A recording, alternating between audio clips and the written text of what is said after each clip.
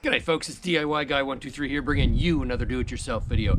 I've got a B3300 SU Kubota tractor with a factory backhoe that uses hydraulics from the tractor. It doesn't use a PTO hydraulic driven pump. And I want to hook up the chute rotation and the chute deflector tilt hydraulics. But how do I do that? I don't have the handles to control the hydraulics, and I don't have the quick connects in the back. There are three main ways that you can do it. First way is to buy a kit from Kubota, very expensive, intermediate difficulty for the do-it-yourself person.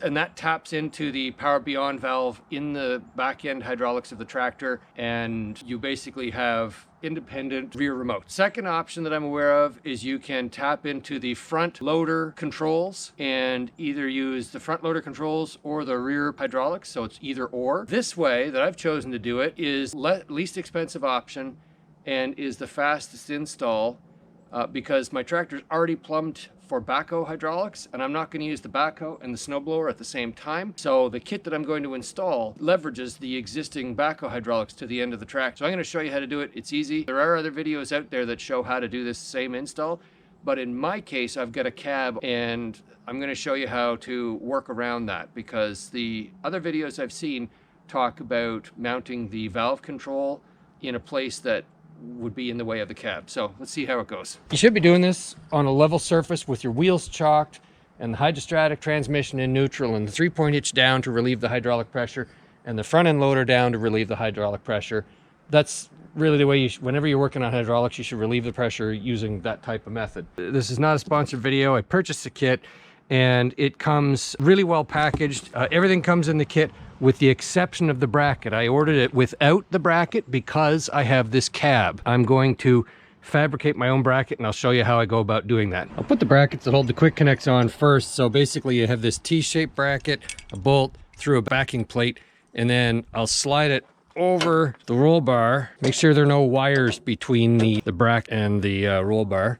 And then I'll take the next bolt, throw it through here, lock that in the washer, and that's how they go on there. So I've got all four of these quick connectors installed just loosely. Everything's finger tight. I've got both of those T brackets mounted on my roll bar right there, one beside the other. Again, you could put one side on this side of the roll bar and the other one's on the other side of the roll bar, but that's not the way I've chosen to do it.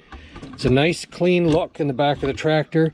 The hoses will be out of the way of the rear tire. I need to make sure though that when I start the tractor up and I raise the 3-point hitch up slowly, I want to make sure that both these things are out of the way of the 3-point hitch, but also when I hook up the implement connectors to here, they'll be out of the way of the 3-point hitch. One thing I learned about these quick connectors, they just pull out to disconnect and they push in to connect. But if your U-bolts are too tight, it must deform these a little bit, because I initially couldn't get the quick connectors, the fittings to go into the quick connectors, and when I backed off these, the lock nuts on these a few turns, then it worked fine. I have lots of flexibility as far as where to mount the kit with the hydraulic controls. I've chosen to put it right in this area right here, my hydraulic controls to that same bracket. If I have to lose the toolbox, so be it, but I want the controls in this area. So you remove the rubber band that holds the toolbox on, and you take toolbox, move it out of the way, and you're left with this bracket. Now this bracket was bolted to the roll bar, but we've since drilled holes in the cab and used these long bolts with nuts on either side, inside and outside of the cab, to position this bracket. Well, that's been that way for a few years for the toolbox, but the toolbox is not as important as these remotes, and I can relocate the toolbox somewhere else. So what we're gonna do is basically take the remotes and set them right on there. The toolbox could slide under here and be held back in place with a bungee cord or something. So anyway, I'm gonna get to work figuring out how to attach this.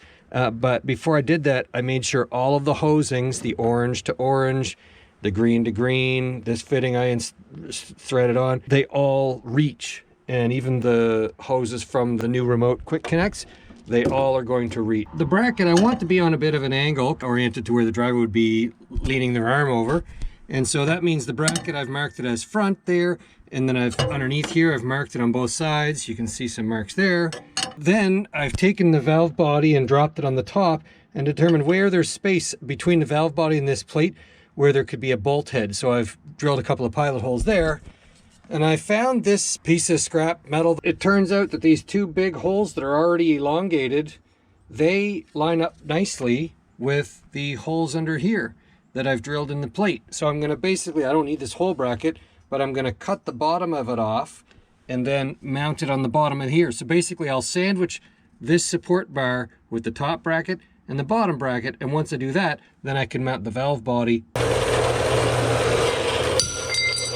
Not the best, not the worst, not even a straight cut, but doesn't matter. So I drilled 2 holes that'll fit a 5/16 bolt, and in there and there, and then this has my nicely elongated holes that'll give me a little clearance. So obviously I need to use some pretty big washers to prevent the nuts from coming through here, but that's okay. As a nice touch, since there's a 90-degree angle on this little bracket that I made, it will be very strong and resist bending. And I also ground the edges of this to make sure there aren't any sharp edges there. I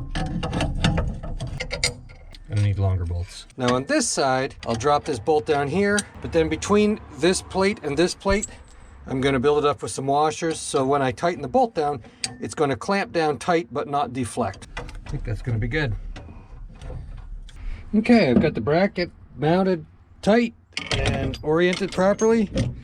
And now when I drop this into place, these 2 bolts can be bolted up. So here we are at the conclusion of the job. So all of the color coding was pretty easy. The cables come with these zip ties on them that are color coded to the same zip tie on the port. So yellow, yellow, white, white, blue, blue, red, red, and then orange, orange. And now with this fitting, it's a female swivel. So you will only tighten it hand tight and then 1/8 of a turn with the wrench, no more than that, because you can strip the threads. I had to do it there and also here. Now, one thing I didn't know, I'm not an expert with hydraulics, I didn't realize initially this port right here, this elbow, was coming out and straight back, and that would not have been convenient for us.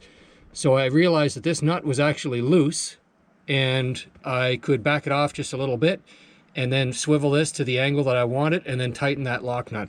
So that allowed me to get my quick connector headed down at this angle. And you'll easily see these move out of the way temporarily while we put our back window in. The back window only comes to here. So these hoses will be below the back window. So the back window won't interfere. The cab doesn't interfere. And now we're going to show you how it operates. I'm going to do something to keep the hoses from touching here, maybe a spring or something to keep them up like that a little bit. But for now, I think we're in good shape.